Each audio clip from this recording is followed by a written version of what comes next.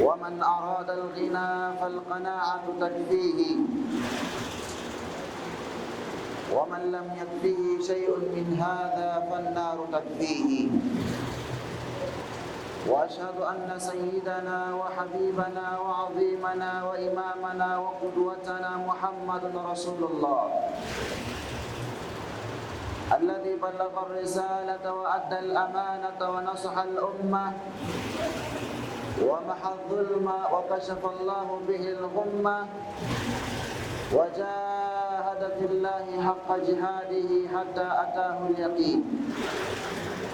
وجزى الله سيدنا محمدا عن أمته ورسولا عن قومه، وتركنا إلى المحجة البيضاء ليلها كنهارها لا يزيغ عنها إلا هالك.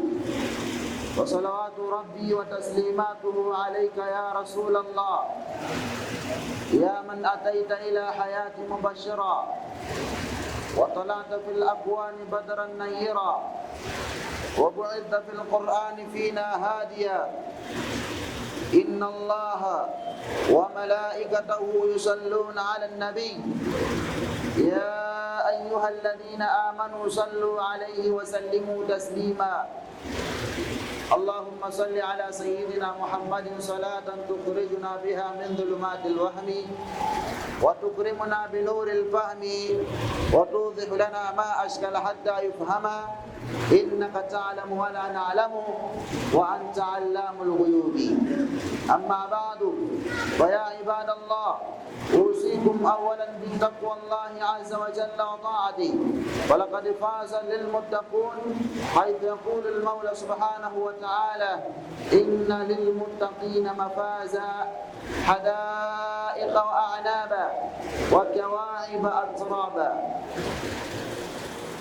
Baada ya kumshukuru Mwenyezi Mungu Subhanahu wa Ta'ala na kumtakia ziada za rehma Bwana Mtume Muhammad sallallahu alayhi wa alihi wasallam, wapenzi wa Bwana Mtume, awali yote nakuhusieni pasipo kusahau kuhusia nafsi yangu katika swala zima la kumcha Mwenyezi Mungu Subhanahu wa Ta'ala, kwani hakika wamchao Mwenyezi Mungu ndio waliokwisha kufaulu.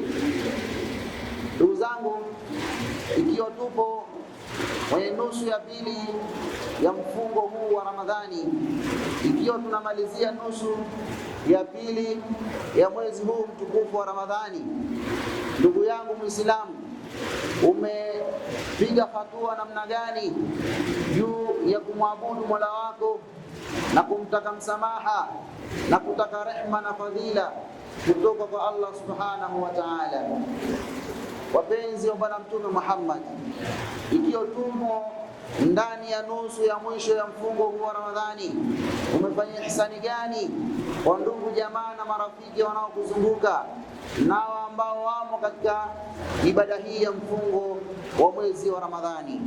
Hakika ni furaha na pongezi kwa yule ambaye amepiga hatua na hata pia ametaraji rehma za Mwenyezi Mungu Subhanahu wa Ta'ala, na akawa amefunga kwa kutaraji rehma zake na fadhila zake, kwani Mwenyezi Mungu Subhanahu wa Ta'ala asema: as-sawmu li, funga ni yangu mimi, wa ana ajizi bi, na mimi ndiye ambaye nitalipa malipo juu ya yule ambaye anafunga. Ndugu yangu Muislamu, leo ikiwa tumo katika Ijumaa miongoni mwa Ijumaa zilizo kuwemo katika mfungo huu wa Ramadhani, nimuombe Mwenyezi Mungu Subhanahu wa Ta'ala atujalie funga zetu ziwe ni makabuli ya Rabbi. Qad madha an-nisfu al-awwal min Ramadhan, ewe Mwenyezi Mungu, hakika imeshaisha nusu ya kwanza katika Ramadhani. Allahumma taqabbalhu minna, Ya Mwenyezi Mungu, tunakuomba utukubalie funga zetu katika mwezi huu ama katika masiku ya nusu ambayo ya mwezi huu uliopita. Tunakuomba utukubalie funga zetu, lakini waj'alna minal maghfurina lahum, na utujalie tu miongoni mwa waliosamehewa dhambi zao. Utujalie tu miongoni mwa wale ambao umewasamehe, miongoni mwa wale ambao umewaonea huruma, miongoni mwa wale ambao rehema zako na huruma zako zimetawala katika vifua vyao. Ee Mwenyezi Mungu, ya Rabbi, barik lana fi nisfi thani, tunakuomba ya Rabbi utubariki na utujalie katika nusu ya pili iliyobaki. Tunakuomba rehema zako na fadhila zako ya Rabbi. Waj'alna min utaqaika minan nar, na utujalie tuwe miongoni mwa wale ambao wameepukana na moto wa Jahannam. Utujalie tuwe miongoni mwa wale ambao tumeepukana na moto wako mkali, moto ambao utawasweka wale ambao wamekuasi, wale ambao wamekukosea, wale ambao hawajafuata sheria na kanuni ambazo umewapa katika ulimwengu huu. Waj'alna waballighna lailatal qadri imani wa ihtisaba, tunakuomba ya Rabbi utujalie tuwe ni miongoni mwa waja watakaofikiwa na lailatul qadri. Utujalie tuwe miongoni mwa waja ambao tutaidiriki lailatul qadri, lailatul qadri ambayo khairun min alf shahri, ni bora usiku huo kuliko miezi 1000. Tanazzalul malaika, uteremka malaika katika usiku huo,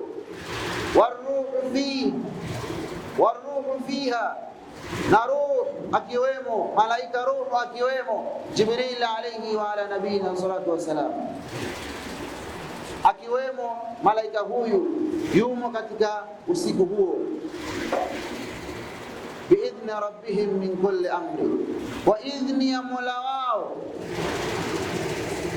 katika kutii amri yako wewe Mwenyezi Mungu Subhanahu wa Ta'ala. Ndugu zangu, leo khutba yangu ama maudhui ya leo, namwomba Mwenyezi Mungu Subhanahu wa Ta'ala aijalie itoke katika kifua changu na ikufikieni nyinyi na muweze kuifanyia kazi. Maudhui ya leo, tunaenda katika hadithi ya Bwana Mtume Muhammad sallallahu alayhi wasallam inayosema ayu julasauna khairun, ayu julasauna khairun, ni wepi, ni watu gani ambao tunatakiwa kukaa nao, ni watu gani ambao tunatakiwa kusuhubiana nao, ni watu gani ambao sifa zao ndizo ambazo zitatupendeza sisi kuwa nao katika maisha ya dunia na hata akhera pia. Ni watu gani ambao tunatakiwa kusuhubiana nao maisha ya hapa duniani mpaka akhera? Ni watu wenye sifa zipi?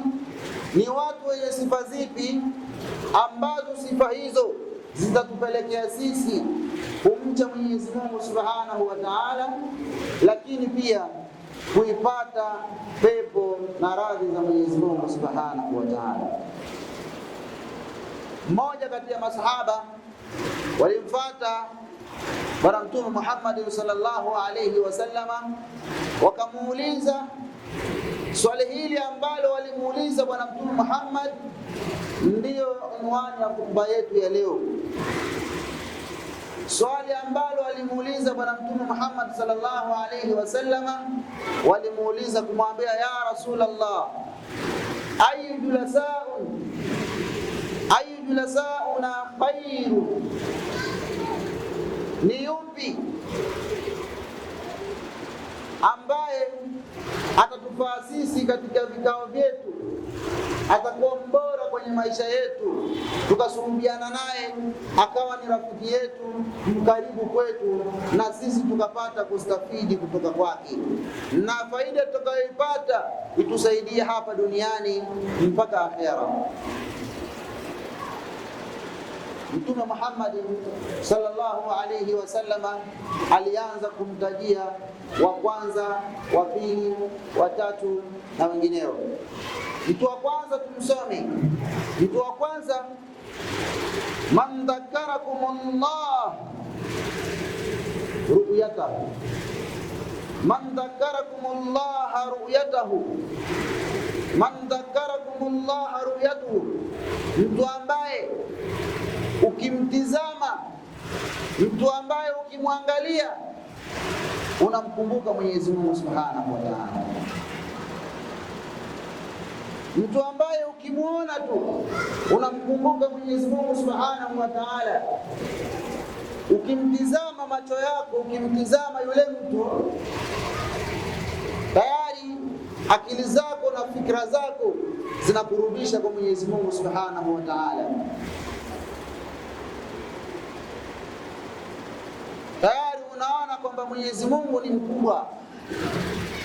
Unaona jambo au unamwona mtu unasema subhanallah. Allah ni fundi. Allah ni mwingi wa uumbaji, mzuri wa uumbaji. Mtu huyu unatakiwa kumwangalia ili akili zako na fikra zako ziwe zinajijenga mara kwa mara kumkumbuka Mwenyezi Mungu Subhanahu wa Ta'ala. Lakini mtu wa pili ambaye ametajwa na Bwana Mtume Muhammad sallallahu alayhi wasallam ni yule ambaye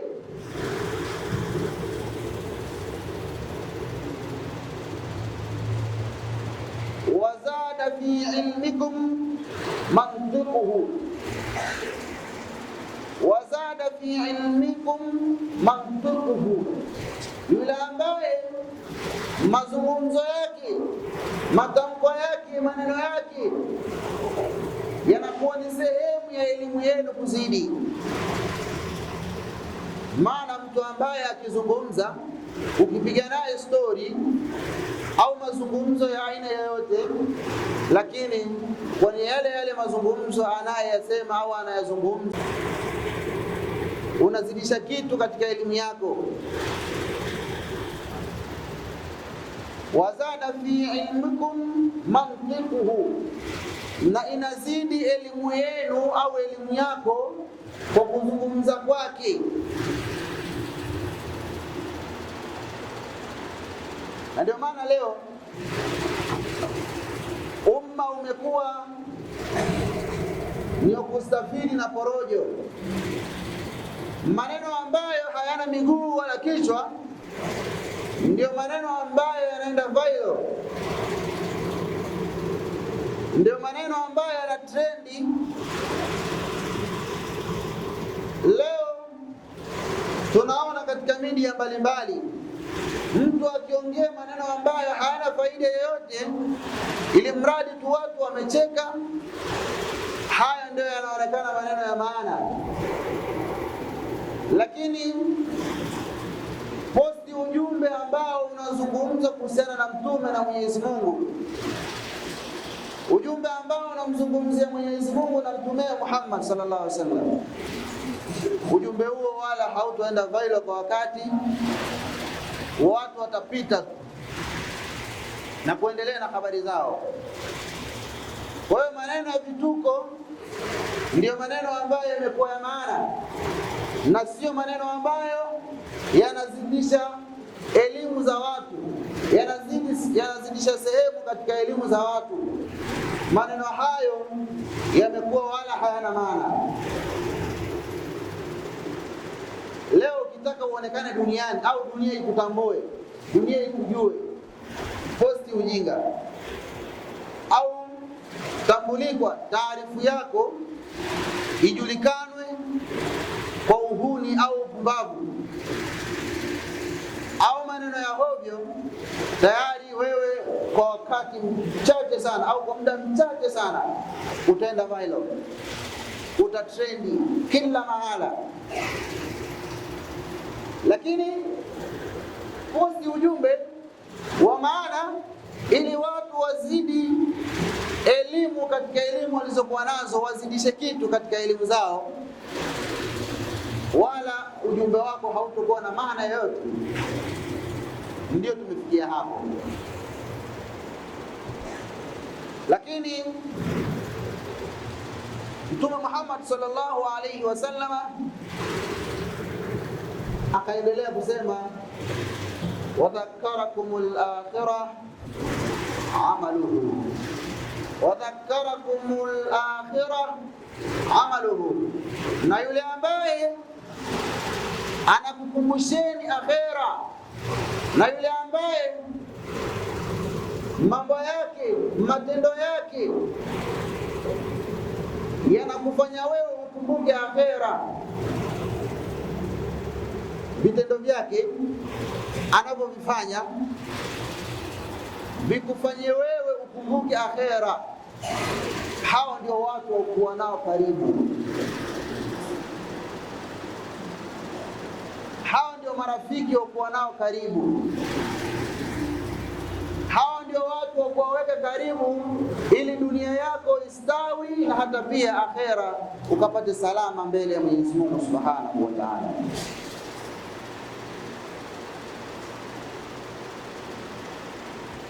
Leo mwenye hela rafiki yake mwenye hela, mwenye pesa rafiki yake mwenye pesa, anayevaa vizuri rafiki yake anayevaa vizuri,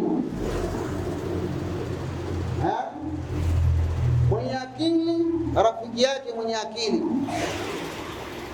Wewe uliye mzima wa viungo vyako vyote, rafiki yako ni mwenye viungo vyote kama wewe. Na ndio maana inafika hatua pia hata walemavu nao wanakuwa marafiki zao ni walemavu. Kwa nini sisi wazima tusiwe na ukaribu au na marafiki ambao ni walemavu, ili tuwe tunapata ibra kwa Mwenyezi Mungu kamnyima huyu mguu, mimi kanipa mguu. Kwa nini nisimshukuru? Kwa nini nisifanye ibada? Kwa nini nisizidishe toa kwa aliyenijalia mimi viungo vyote kwa salama? Watu tunawanyanyapaa wale ambao hawajakamilika au hawajawa timilifu katika viungo vyao. Tunasahau kuwa Mwenyezi Mungu ana makusudio yake kumuumba vile.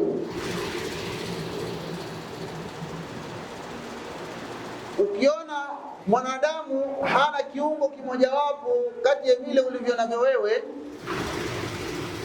tambua huo ndio uadilifu ambao Mwenyezi Mungu kautenda kwa mja huyo. Lau angelimpa kama alivyokupa wewe, kumbe isingekuwa sehemu ya mja huyo, pengine ingekuwa ni sehemu ya kupotoka kabisa. Lakini huo ndio uadilifu.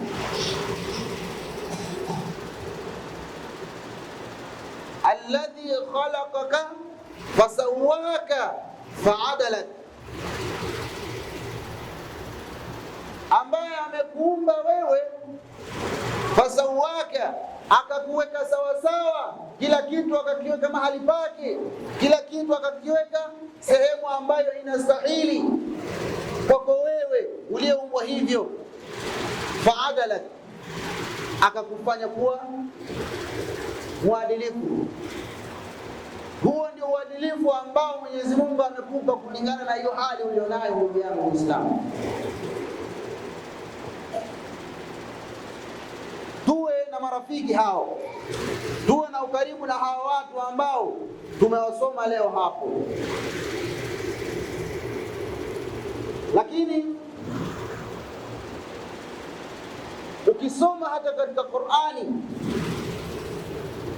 Mwenyezi Mungu Subhanahu wa Ta'ala katika suratu An-Nisa,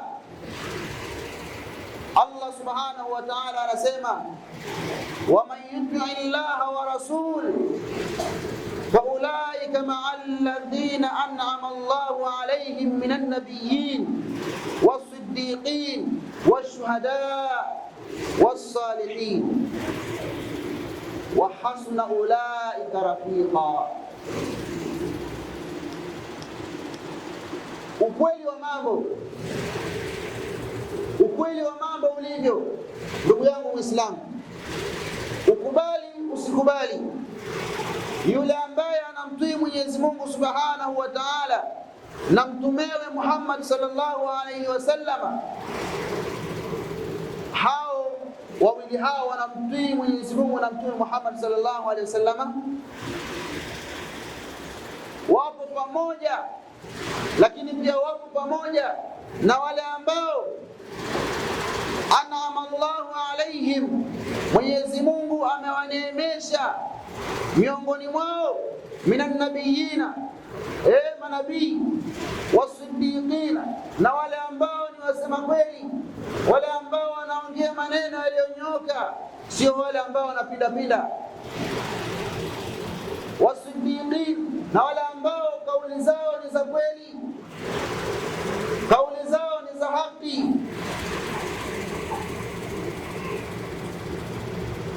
Washuhada, na wale ambao ni mashahidi. Akamalizia wasalihin, na wale waliokuwa wema, wacha Mungu.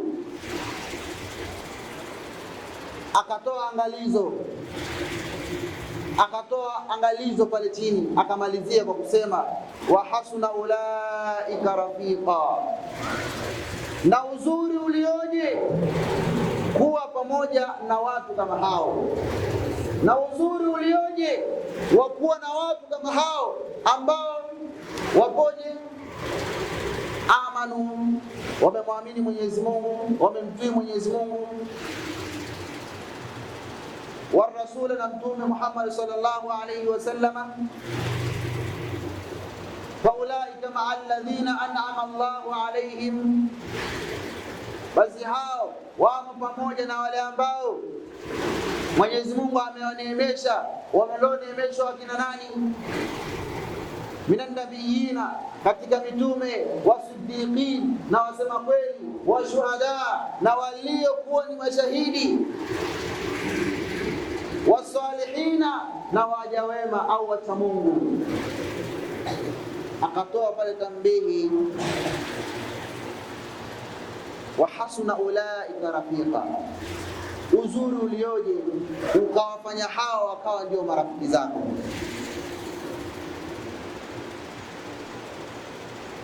Ukawa ndio marafiki zako, wakawa ndio marafiki zako, wakawa ndio watu wako wa karibu, wakawa ndio watu ambao unasuhubiana nao.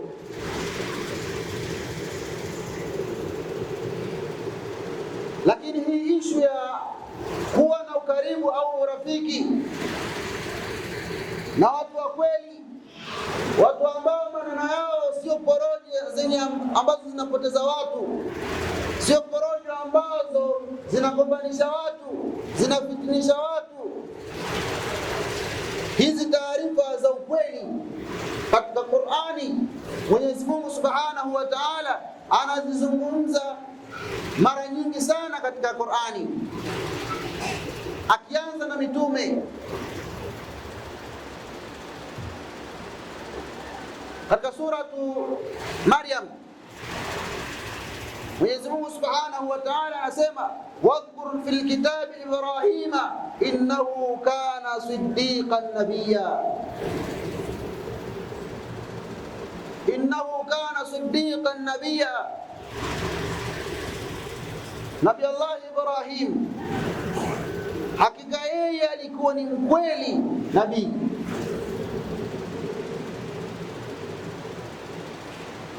Haikuishia hapo, alipoendelea kusema, alimwambia nini? Ukweli upi aliusema Nabii Allah Ibrahim? idh qala li abihi ya abati lima ta'budu ma la yasma'u wala yubsiru wala yughni 'anka shay'a